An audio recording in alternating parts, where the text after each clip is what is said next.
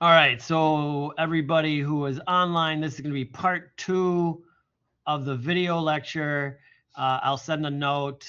You will have gotten a note from me. I just want to continue on and talk a little bit more about this. I've gotten through, I talked about drawing and using that as your stepping point for developing your illustration poster. I'm going to show you some student work that came through in the past, so you can kind of have an idea of some of the things that other students have done. As you can see, you know, short little text, nicely placed. They did their, you know, burning fires, burning lawns. Yeah. They illustrated this. This is what they see when they hear the music. This is one I want to show just because they included some other imagery, but you do have to include some vector graphics. It can't all be from somewhere else. Yes, they just, some people, you know, you got to try. You got to try. That's all I'm saying. You got to try. So it has to have some Illustrator, but you can include other little images if you want. But I'm looking for Illustrator images because I do say imagery in the assignment. Here's a great little one.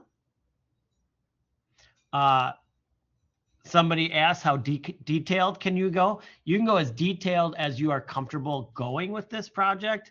It's all up to you. What can you get done in 1 week? Here's another poster. They don't have to be crazy complicated.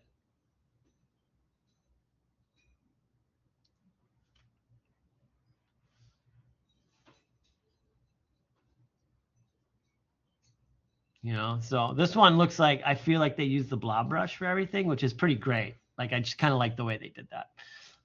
It's a looser style than like when we traditionally see Illustrator stuff with like perfectly straight lines. I do like this like looser style that you can get from it if you use the blob brush, which we used in the design mission like 5 or 4 or something like that. Here's a nice one. I like what they did with the cord. Connected it up. This one is a little out. This is that image. And then they used a lot of like they push the effects in Illustrator, into which I'm not always a fan of this when you do, it's called image trace in Illustrator, because it looks like image trace in Illustrator. So if you see it done, if I show it to you and you see it, then when you see it out in the wild, you're like, oh, somebody did image trace. So it's like a dead giveaway way to do a project. I don't teach it for a reason, but it's up on like the top board. Like when you bring in an image, people see it right away and they're like, oh, what's this image trace? And they're like, oh, it made it vector. I'm like, yeah, but it makes it vector like crap. You're better off like kind of doing it yourself or figuring out your own style rather than having a computer do it for you. But I mean, sort of to each their own, but there's no creativity in this. It's just taking an image and having Illustrator make it into shapes rather than like kind of like illustrating it. So I love these style. These are great.